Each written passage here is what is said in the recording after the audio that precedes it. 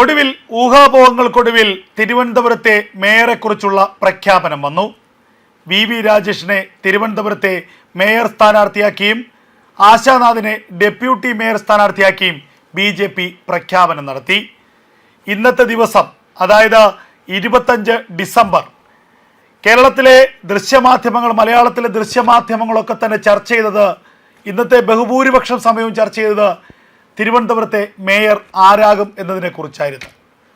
ഒരു 10 വർഷം മുമ്പായിരുന്നെങ്കിൽ BJPയെക്കുറിച്ചുള്ള വലിയ വാർത്തകൾക്ക് പോലും തങ്ങളുടെ 1 മിനിറ്റ് മാറ്റിവെക്കാൻ തയ്യാറാകാത്ത കേരളത്തിലെ മാധ്യമങ്ങൾ ഇന്ന് BJPയുടെ ഒരു കോർപ്പറേഷൻ മേയറെക്കുറിച്ച് മണിക്കൂറുകൾ നീണ്ട ചർച്ചയും എല്ലാ ബുള്ളറ്റിനുകളിലെ പ്രധാന ഹെഡ്ലൈൻസ് വാർത്തയുമാക്കി അത് കൊടുക്കുന്നുവെങ്കിൽ BJP കേരളത്തിലുണ്ടാക്കിയ വളർച്ചയുടെ ഒരു മാറ്റം തന്നെയാണ്, അല്ലെങ്കിൽ അതിൻ്റെ ഒരു ഉദാഹരണം തന്നെയാണ് ഇത്. എന്തായാലും പല ഊഹാപോഹങ്ങളുണ്ടായിരുന്നു. വി രാജേഷ് കോർപ്പറേഷൻ മേയർ സ്ഥാനാർത്ഥിയാകും, ആർ ശ്രീലേഖ, മുൻ DGP കൂടിയായ ആർ ശ്രീലേഖ കോർപ്പറേഷൻ മേയർ സ്ഥാനാർത്ഥിയാകും. ഇവർ രണ്ടുപേരുമല്ലാതെ അപ്രതീക്ഷിതമായ മറ്റൊരു സ്ഥാനാർത്ഥി ആ കസേരയിലേക്ക് എത്തും എന്നൊക്കെയുള്ള ചർച്ചകൾ പല മാധ്യമങ്ങളിലും ഉണ്ടായിരുന്നു.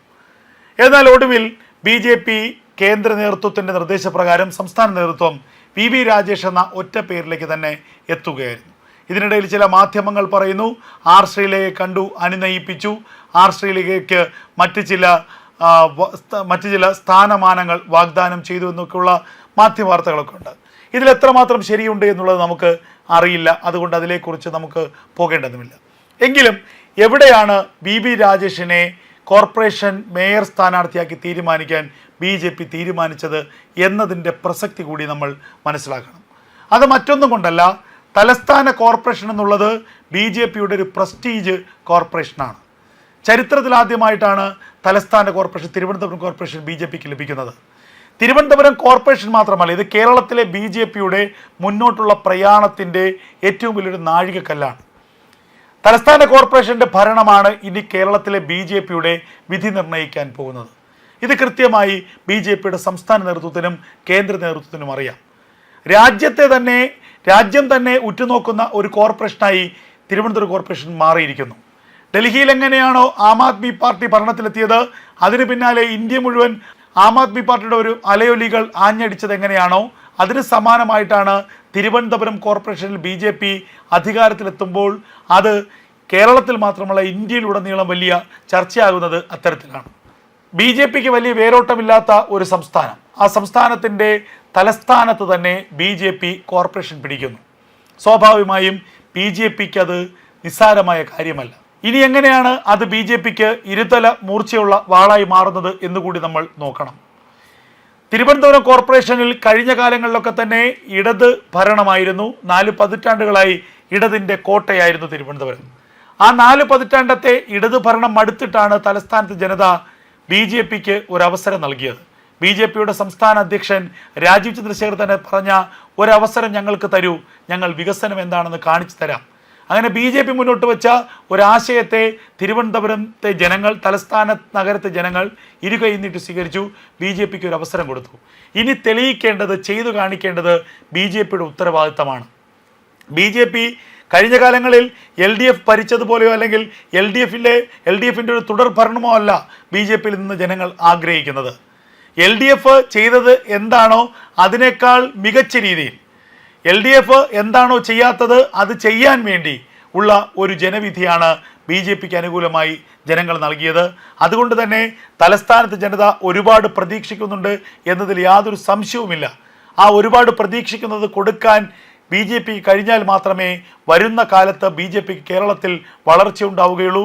തലസ്ഥാന കോർപ്പറേഷനിലെ ഭരണം, തലസ്ഥാന കോർപ്പറേഷനിലെ പ്രകടനം BJPക്ക് വലിയ ഒരു സൂചികയാവും. അതൊരു ബെഞ്ച് മാർക്കാവും. അത് എന്ന കാര്യത്തിൽ ഒരു തർക്കവുമില്ല. തലസ്ഥാന നഗരത്തിൻ്റെ ഭരണത്തിൽ ഒരു പാളിച്ചയും വരരുത് എന്നുള്ളത് BJPക്ക് വാശിയുള്ളൊരു കാര്യമാണ്. അതുകൊണ്ട് തന്നെയാണ് രാഷ്ട്രീയത്തിൽ പരിചയസമ്പന്നനായിട്ടുള്ള വി രാജേഷിനെ തലസ്ഥാന കോർപ്പറേഷൻ്റെ മേയറാക്കി കൊണ്ടുവന്നത്. ആർ ശ്രീലേഖയും മികച്ച ഒരു കാൻഡിഡേറ്റ് തന്നെയായിരുന്നു, അല്ലെങ്കിൽ ആർ ശ്രീലേഖയും മികച്ച ഒരു വ്യക്തി തന്നെയായിരുന്നു തലസ്ഥാന കോർപ്പറേഷൻ്റെ മേയറാകാൻ എന്തുകൊണ്ടും യോഗ്യതയുള്ള ഒരു വ്യക്തി തന്നെയായിരുന്നു എന്നതിൽ ഒരു തർക്കവുമില്ല. പാർട്ടിക്കും അക്കാര്യത്തിൽ തർക്കമില്ല. പക്ഷേ ആർ ശ്രീലേഖയാണോ വി വി രാജേഷനാണോ വേണ്ടത് എന്ന ചിന്ത വരുമ്പോൾ, പാർട്ടി രാഷ്ട്രീയപരമായി ചിന്തിക്കുമ്പോൾ, പൊളിറ്റിക്കലായി ചിന്തിക്കുമ്പോൾ വി വി രാജേഷാണ് കുറച്ചുകൂടെ മികച്ച ഒരു ആൾ എന്ന് പാർട്ടിക്ക് തോന്നിയിരിക്കുന്നു. അതായത് അത് മറ്റൊന്നും കൊണ്ടല്ല, അത്രത്തോളം വീറുറ്റ പോരാട്ടങ്ങളായിരിക്കും ഇനിയുള്ള ദിവസങ്ങളിൽ കാണാൻ പോകുന്നത്. തലസ്ഥാന കോർപ്പറേഷനിൽ BJP ഭരണം നടത്തുന്നു. പ്രതിപക്ഷത്ത് 29 അംഗങ്ങൾ CPM-ന്, പ്രതിപക്ഷത്ത് 29 അംഗങ്ങൾ ഇടതുപക്ഷത്തിനുണ്ട്. അതിൽ കൂടുതലും CPM-ൻ്റെ അംഗങ്ങളാണ്. അതിൽ വിജയിച്ചവർ പലരും വളരെ രാഷ്ട്രീയപരമായി വളരെ പാരമ്പര്യമുള്ളവരാണ്, സീനിയർ നേതാക്കന്മാരാണ്. അതുകൊണ്ട് തന്നെ പ്രതിപക്ഷ നിരയിൽ നിന്നും CPM-ൻ്റെ കടന്നാക്രമണം BJP-ക്കെതിരെ വലിയ തോതിലുണ്ടാകും. ആ കടന്നാക്രമണങ്ങളെ പ്രതിരോധിക്കാൻ, അതുപോലെ തന്നെ ആക്ഷേപങ്ങളെ, ആരോപണങ്ങളെ നേരിടാൻ, ഇതിനെല്ലാം മറികടന്നുകൊണ്ട് വളരെ ദീർഘവീക്ഷണത്തോടു കൂടിയുള്ള ഒരു കോർപ്പറേഷൻ ഭരണം സാധ്യമാക്കാൻ, അതിന് ഒരു പരിചയമുള്ള ഒരു രാഷ്ട്രീയക്കാരൻ വരണം.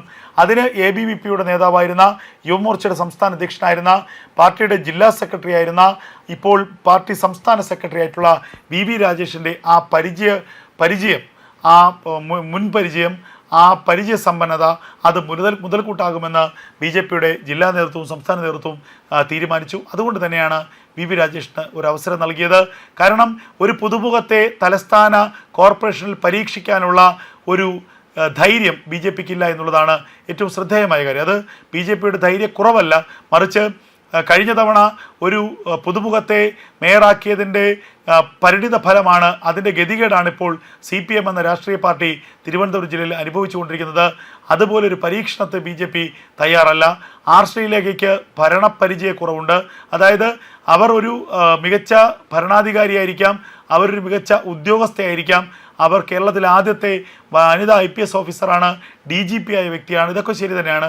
പക്ഷേ കോർപ്പറേഷൻ ഭരണം എന്നുള്ളത് ജനാധിപത്യ ഭരണമാണ്. ജനാധിപത്യ ഭരണത്തിൽ മുൻപരിചയമില്ല എന്നുള്ളത് ആർ ശ്രീലേഖയ്ക്ക് ഒരു ചെറിയ വീഴ്ചയായി മാറുന്നു, അല്ലെങ്കിൽ ഒരു നെഗറ്റീവായി മാറി. അതുകൊണ്ടാണ് ആർ ശ്രീലേഖയെ മറികടന്ന് വി വി രാജേഷിന് കോർപ്പറേഷൻ മേയർ സ്ഥാനം നൽകാൻ പാർട്ടി തീരുമാനിച്ചത്. ചിലപ്പോൾ ആർ ശ്രീലേഖയ്ക്ക് മറ്റൊരു ഓഫർ നൽകാനുള്ള സാധ്യതയുണ്ട്, അല്ലെങ്കിൽ മറ്റൊരു മികച്ച അവസരം നൽകാനുള്ള സാധ്യതയുമുണ്ട്. കാരണം വരുന്ന നിയമസഭാ തെരഞ്ഞെടുപ്പിൽ വേണമെങ്കിൽ വട്ടിയൂർക്കാവിൽ ആർ ശ്രീലേഖയെ മത്സരിപ്പിച്ചേക്കാം. വട്ടിയൂർക്കാവിൽ മികച്ചൊരു പ്രകടനം കാഴ്ചവെക്കാൻ ആർ ശ്രീലേഖയ്ക്ക് കഴിയും. വട്ടിയൂർക്കാവിൽ കെ മുരളീധരൻ UDF-ന് വേണ്ടിയും VK പ്രശാന്ത് LDF-ന് വേണ്ടിയും മത്സരിക്കുമ്പോൾ വട്ടിയൂർക്കാവിൽ BJP-ക്ക് ഒരു ശക്തനായ സ്ഥാനാർത്ഥി തന്നെ വേണം. ആർ ശ്രീലേഖയെ പോലെ ഒരാൾ വട്ടിയൂർക്കാവിൽ മത്സരിച്ചാൽ അത് BJP-യുടെ പ്രതീക്ഷകൾ വാനോളം ഉയർത്തുമെന്നുള്ളതിൽ യാതൊരു തർക്കവുമില്ല. അങ്ങനെ പല ചിന്തകളിലൂടെയാണ് മേയർ സ്ഥാനാർത്ഥിയെ BJP തീരുമാനിച്ചത്. എന്തായാലും ഒരു മികച്ച തീരുമാനം തന്നെയാണ് വി വി രാജേഷിനെ മേയറാക്കിയതിലൂടെ പാർട്ടി എടുത്തിരിക്കുന്നത്.